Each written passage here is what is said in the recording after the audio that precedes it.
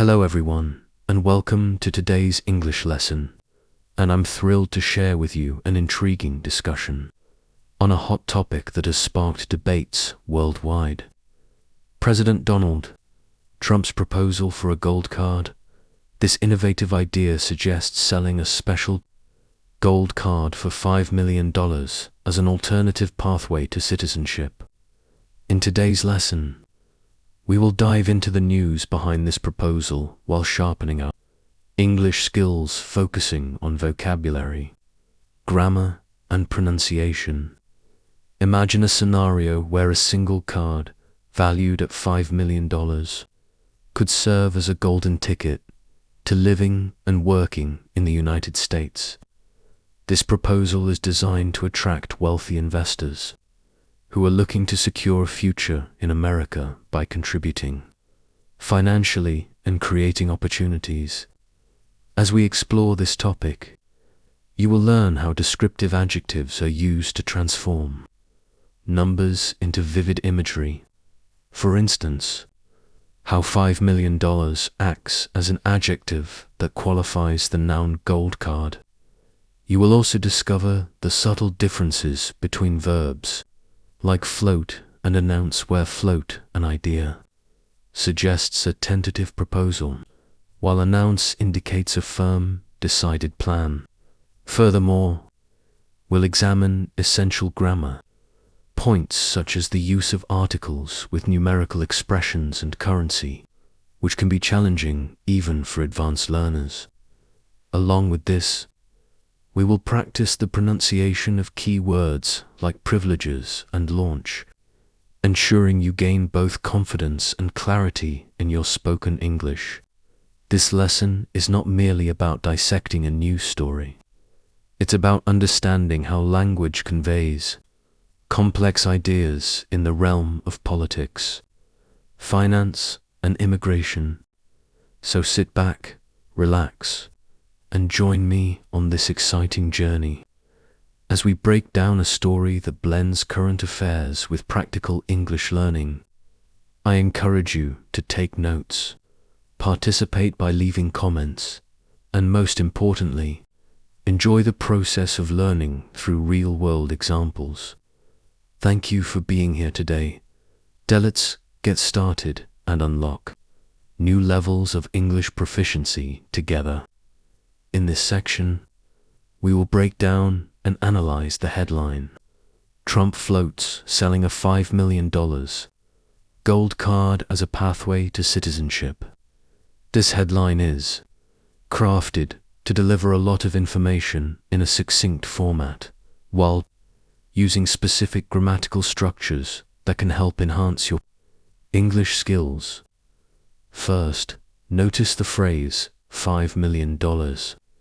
In this headline, the monetary value acts as an adjective modifying the noun gold card. Although we might expect to use the plural dollars when referring to money as a noun, here $5 million describes the card's cost, functioning adjective. This choice emphasizes the high value attached to the card and immediately informs the reader about its premium nature. Next, consider the use of the verb floats. In the headline, floats is used in its third-person singular form, which implies that President Trump is not definitively launching this plan, but is rather suggesting or proposing the idea. The verb float carries a sense of tentativeness, indicating that the proposal is still in its exploratory phase and might be open to debate or revision. This subtle nuance sets the tone by differentiating a confirmed announcement from an idea being tested in the public domain. Furthermore, the phrase "as a pathway to citizenship" serves to clarify the intended purpose of the gold card. It suggests that the card is envisioned not merely as a financial transaction, but as a mechanism through which individuals can eventually secure citizenship. However, the headline does not imply that the card will grant full citizenship rights immediately, such as the right to vote or run for public office. Instead, it positions the gold card as a potential alternative route, one that may have limitations compared to traditional methods, like obtaining a green card. The construction of the headline is also notable for its conciseness. News headlines are designed to be brief and impactful, so every word is chosen carefully, by omitting unnecessary articles and connectors. The headline maintains a clean, direct style that is characteristic of journalistic writing. The streamlined phrasing allows readers to quickly grasp the key points, the cost, the proposal, and the intended function of the card. This efficiency in language not only captures attention, but also serves as an excellent model for English learners aiming to write clearly and concisely. Moreover, comparing verbs like floats with more definitive terms such as announces helps learners understand how word choice can subtly change the meaning of a sentence. Announces would suggest a fully formed plan, while floats indicates a proposal that may be subject to discussion. This distinction is crucial for understanding both the tone of the news and the finer points of English grammar. As you reflect on this headline, notice how adjectives, verbs, and phrases work together to build a complex yet compact message. Analyzing such headlines can enhance your vocabulary and deepen your grasp of how English is used in real-world contexts, particularly in political and financial discussions. By examining each component, you not only learn about current events, but also gain valuable insights into effective communication and writing strategies in English.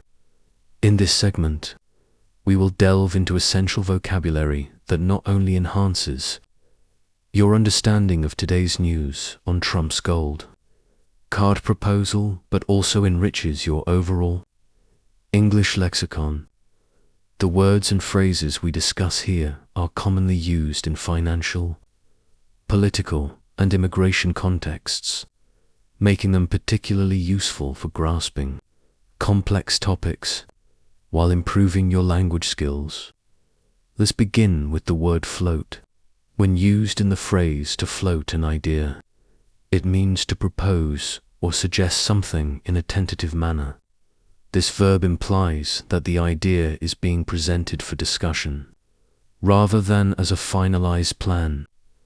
For example, if you say, "I floated the idea of hosting a community event," you indicate that you are open to feedback and further discussion. In the context of the news, when Trump floats the concept of selling a $5 million gold card, he is testing the waters rather than confirming a definitive policy. Next, consider privileges. This term refers to special rights, benefits, or advantages granted to a particular group. In the case of the gold card, the proposal suggests that cardholders will enjoy certain privileges, similar to those of green card holders, such as the right to live and work in the United States, while not receiving full citizenship benefits, like voting rights or eligibility for public office. Understanding the term privileges is crucial because it highlights the distinction between temporary or conditional benefits and complete legal rights. Another important word is investing. This term describes the act of allocating money with the expectation of generating future returns. In economic discussions, investing refers not only to the pursuit of profit, but also to the broader impacts such as job creation and tax contributions. When the news states that wealthy individuals would be investing in the US by purchasing the gold card, it suggests that their financial input could bolster the national economy and create additional opportunities. Additional vocabulary in this context includes terms like green card, which is the document that grants permanent residency, and congressional approval, a legal requirement for implementing certain government policies.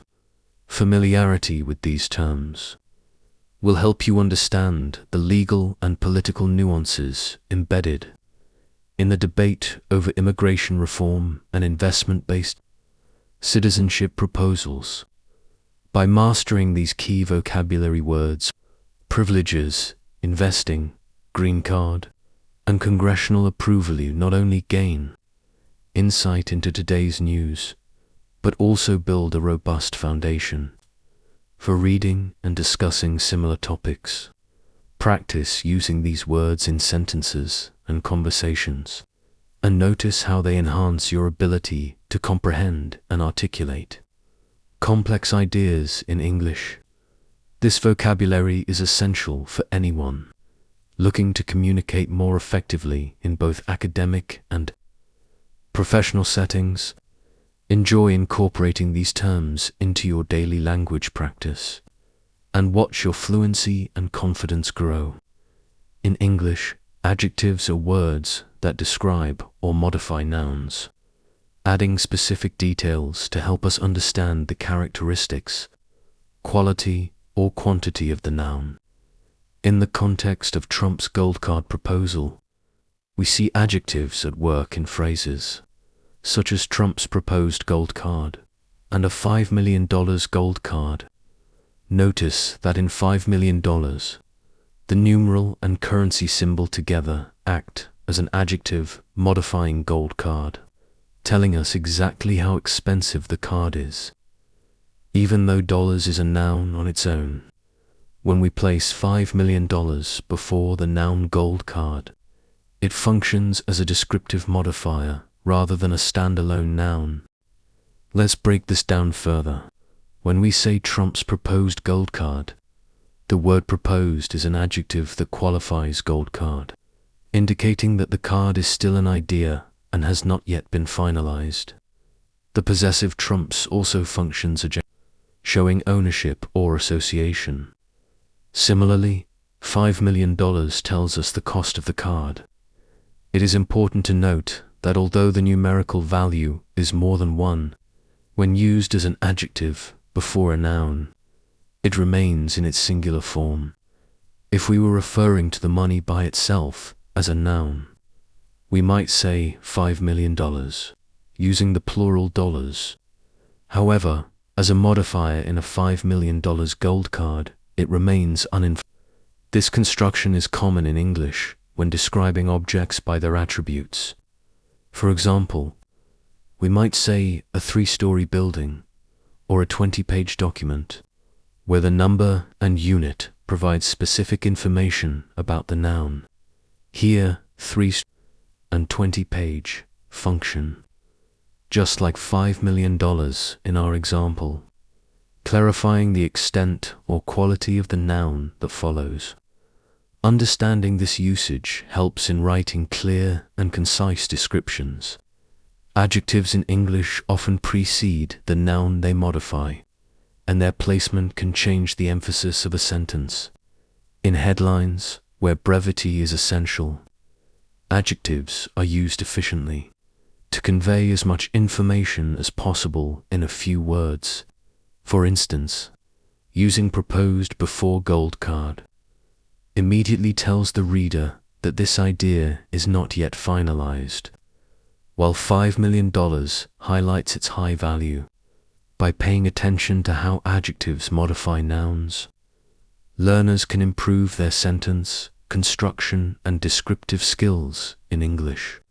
Practice by identifying adjectives in news headlines or everyday sentences, and try constructing your own sentences using numerical adjectives and descriptive words, noticing the difference between using adjectives as modifiers versus using the noun form helps refine your grammar and enhances your ability to communicate precise details effectively. This focus on adjectives and nouns is essential for understanding not just news stories, but also for building a strong foundation in English. As you continue practicing, you'll notice how these elements work together to make your speech and writing more dynamic and informative. Enjoy exploring these details and let your observations guide you to greater fluency and clarity in your English language journey.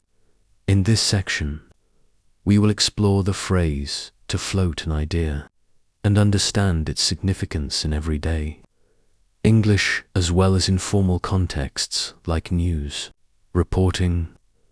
To float an idea means to propose or suggest an idea in a tentative or informal way, often seeking feedback before making any definitive decisions.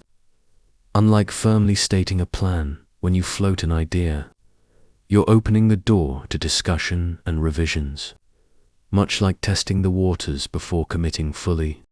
Imagine you are in a meeting, and instead of declaring a complete plan, you say, "I'd like to float the idea of having a monthly team outing."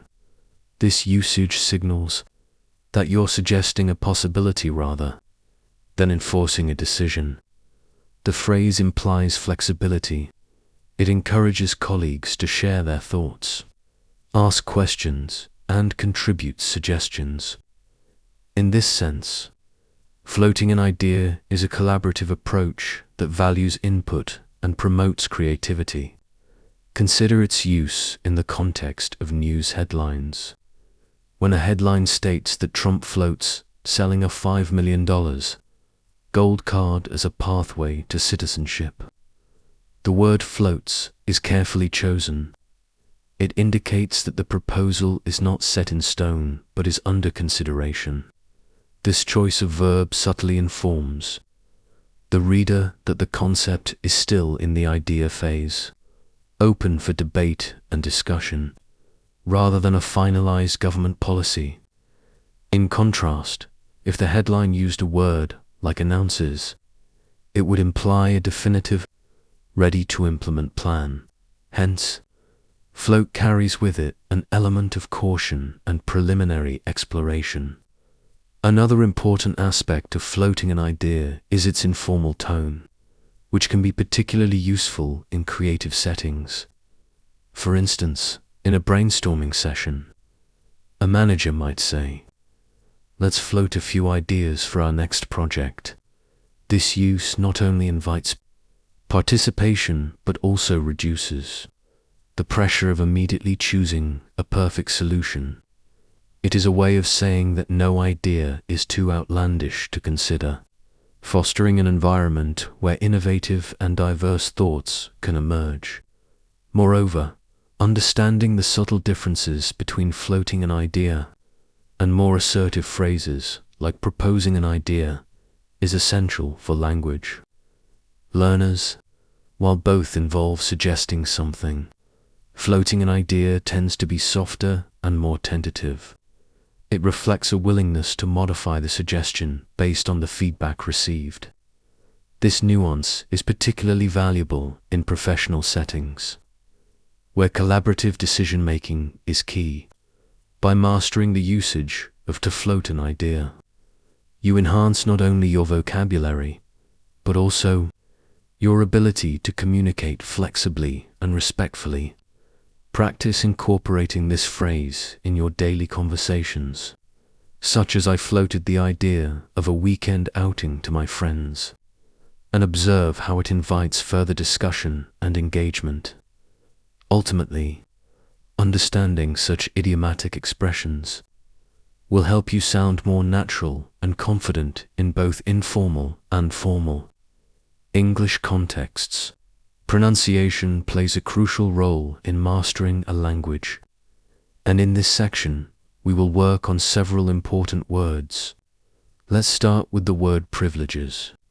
When pronouncing privileges, begin by saying it slowly, privileges.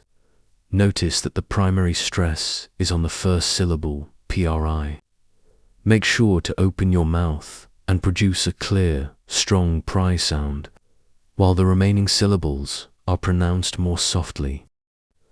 Practice by repeating privileges several times until you feel comfortable with the stress pattern. Next, let's practice the word launch. Although it may seem straightforward, launch has a unique sound that you should master. Begin with a slow, deliberate pronunciation. Launch. The vowel sound in launch is longer and should be articulated clearly, setting it apart from similar words like lunch. Ensure that your mouth opens wide enough to produce the long or sound. Repeat the word slowly at first, then gradually increase your speed while maintaining clarity. Another key word in our discussion is investing. This word is pronounced as investing, with the stress on the second syllable vest. Practice saying it in a smooth, even pace, ensuring that the vest part is pronounced with a slightly louder and clearer sound than the other syllables. You can break it down into syllables and practice each one separately before combining them into the complete word. Let's also consider the word proposed. When saying proposed, break it into two parts. Emphasize the second syllable posed to convey that it is an adjective describing an idea that has not yet been finalized. This subtle shift in stress can change the feel of the word, so practice by saying it aloud slowly, then at a natural conversational speed. To further enhance your pronunciation practice, record yourself saying these words and listen carefully. Compare your pronunciation with that of native speakers by watching news segments or listening to podcasts. This will help you identify any discrepancies in your articulation. Additionally, try practicing in front of a mirror to observe your mouth movements and ensure that you are forming the sounds correctly. Another effective technique is to use these words in sentences. For instance, say, "The president proposed a $5 million gold card that offers unique privileges, and the idea is still being floated for discussion." Repeating such sentences will help you become more familiar with the rhythm and flow of the language. Remember, consistent practice is key. The more you rehearse these words, the more natural your pronunciation will become. Don't be discouraged by initial difficulties. Each repetition brings you closer to fluency. With time, your spoken English will become clearer, and you'll gain greater confidence in your communication skills. Now, take a few deep breaths, relax, and practice each word slowly at first. Gradually work on increasing your speed while maintaining clarity. Keep this practice regular, and soon these words will roll off your tongue effortlessly, helping you sound more fluent and natural in your English conversations. In today's news story, President Donald Trump announced an intriguing proposal aimed at revolutionizing the pathway to residency in the United States. According to the report, his administration plans to introduce a gold card that would cost $5 million and serve as an alternative route to citizenship. This idea is designed to attract wealthy investors who are willing to make a substantial financial commitment in exchange for special privileges, similar to those enjoyed by green card holders. The story explains that the proposed gold card would offer holders benefits such as permanent residency and work authorization, which are the same privileges granted to those who already possess a green card. However, unlike the traditional green card, this gold card would not confer full citizenship rights. For example, cardholders would still be ineligible for voting or holding public office. This distinction is important because it highlights the dual nature of the proposal. While it promises significant economic investment in the country, it stops short of providing complete political inclusion. A notable aspect of the news is the careful choice of language used by the administration. The term floats is used to indicate that this idea is still in the exploratory phase. By saying Trump floats selling a $5 million gold card, the headline suggests that the proposal is being offered for discussion rather than being a finalized policy. This choice of wording subtly communicates that the plan might undergo changes based on public and political feedback. Furthermore, the report delves into the economic implications of the proposal. The funds generated from selling these gold cards are expected to be used primarily to pay down the national debt, a move that could potentially have a significant impact on the country's fiscal health. The story also notes that, if successful, the program could generate trillions in revenue by attracting a high volume of investments. Yet, despite these potential benefits, the proposal has sparked debate among critics who question both its feasibility and its fairness in providing a fast track to residency for the wealthy. Throughout the summary, the report underscores the contrast between traditional pathways to citizenship, such as obtaining a green card through long-term residency, and this new, investment-based approach. It also touches on the broader political and social implications, as some commentators worry that such a program might deepen existing inequalities and exclude those without substantial financial resources. This concise yet detailed summary helps English learners see how complex ideas can be broken down into clear, manageable parts by focusing on key phrases and the structure of the news story. You can learn how to extract the main points while also understanding the underlying language choices that shape the narrative. In this way, the news story not only informs you about current events, but also serves as a practical example of effective English communication. In this section, we explore the crucial role of connectors and transitional phrases in making your English more coherent and persuasive. Connectors are words or phrases that join ideas, sentences, and paragraphs, ensuring a logical flow that guides the reader or listener through your argument. They are essential in linking thoughts, clarifying relationships such as contrast, addition, or cause and effect, and ultimately making complex topics, like Trump's gold card proposal, easier to understand. For example, consider the connector. However, this word introduces a contrast or opposing idea. When a news headline uses floats to suggest that a plan is tentative, a subsequent sentence might begin with, however, to present a differing viewpoint or add a contrasting detail. For instance, the proposal promises substantial economic benefits. However, critics argue that it could also deepen social inequality.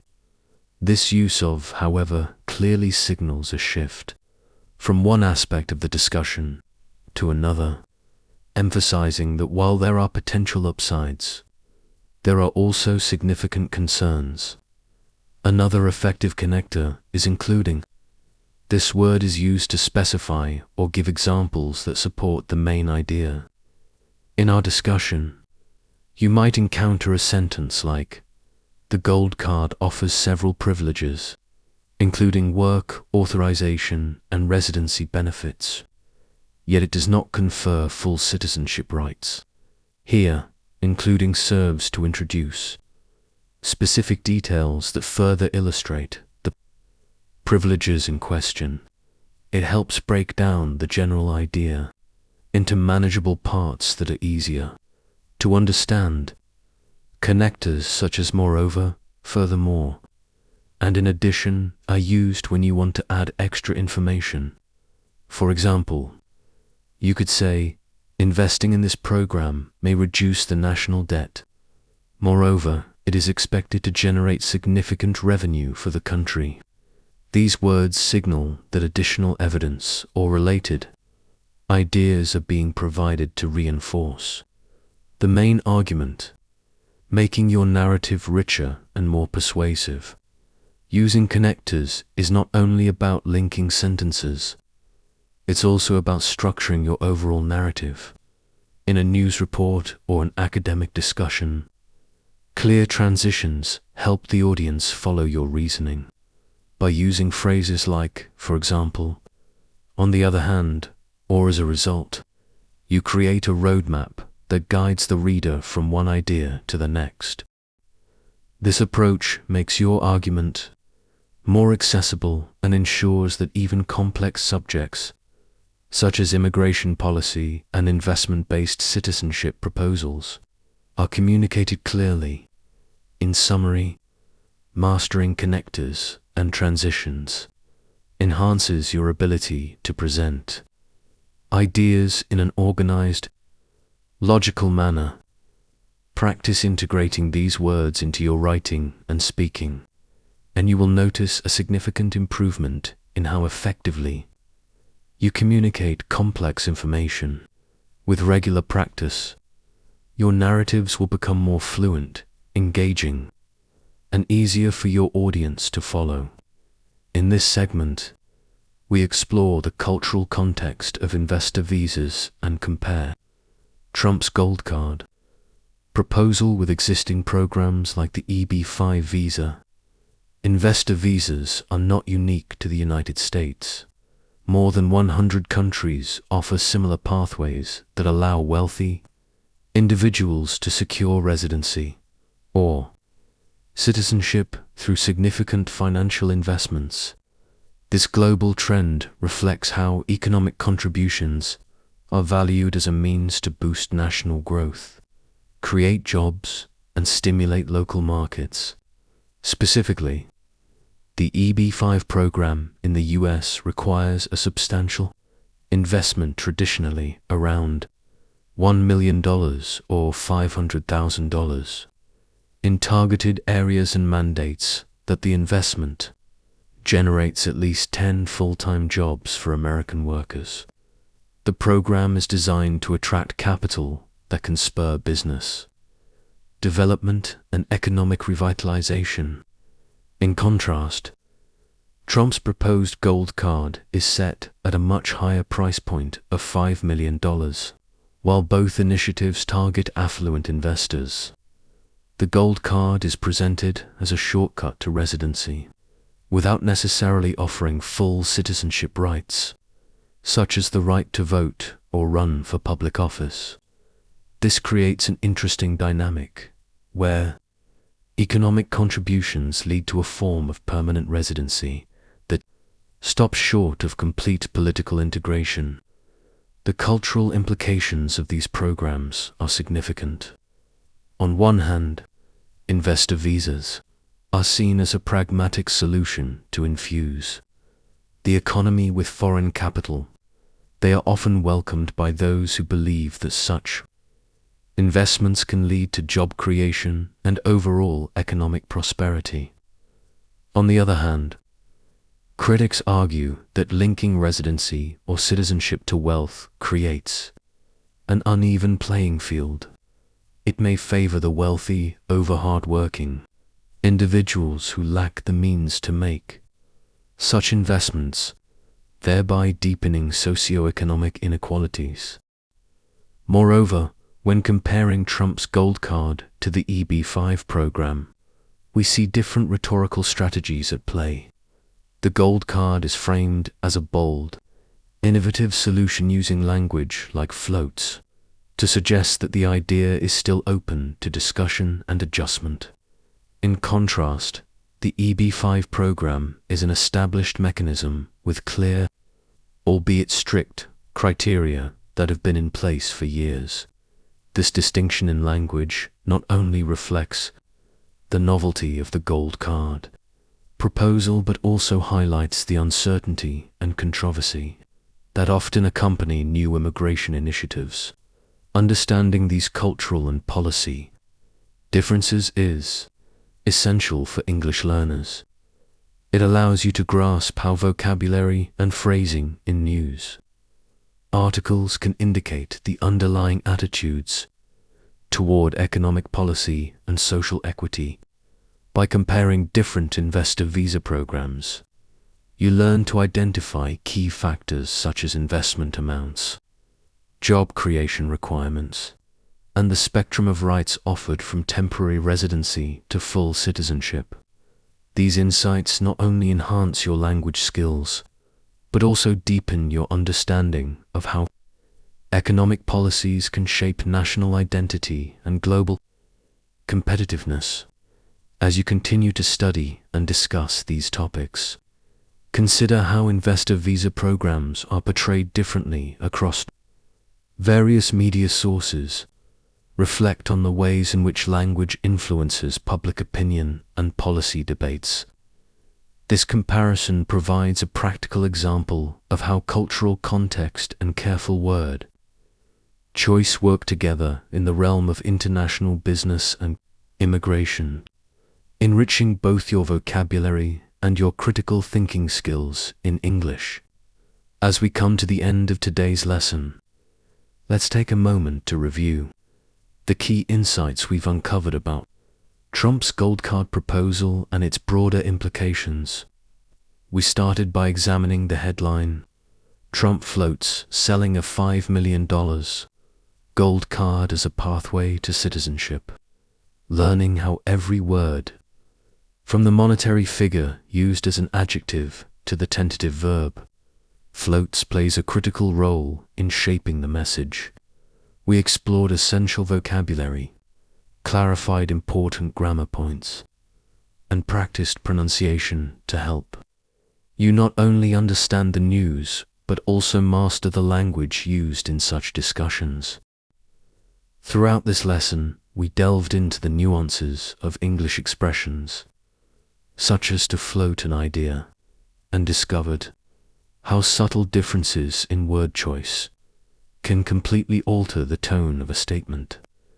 We compared traditional investment visa programs like EB-5 with this new proposal, highlighting cultural and policy contexts that enrich our understanding of both the news and the English language. By breaking down the complex ideas in a step-by-step manner, we hope to have made the information more accessible and engaging. Now, it's time for you to take action. I encourage you to reflect on the vocabulary, grammar, and pronunciation tips shared in today's session. Try using the new words and phrases in your own sentences, or discuss this topic with a friend or classmate. Ask yourself, what are the pros and cons of linking citizenship pathways to high financial investments? How do these ideas compare with what you know about other immigration policies? I'd love to hear your thoughts and feedback. Please leave a comment below with your opinions. Maybe even write, "Let's go." If you're excited for more lessons like this, don't forget to like and share this video with others who are passionate about learning English through real-world topics. If you haven't already, subscribe to our channel and hit the notification bell so you never miss an update. Also, check out the free speaking guide linked in the description, where I share additional tips to help you speak English confidently and fluently. Thank you for joining me on this exciting journey through language and current events. Your participation and feedback make these lessons even more rewarding. Let's continue learning together, exploring new ideas, and building our language skills one step at a time. Until next time, keep practicing and stay curious.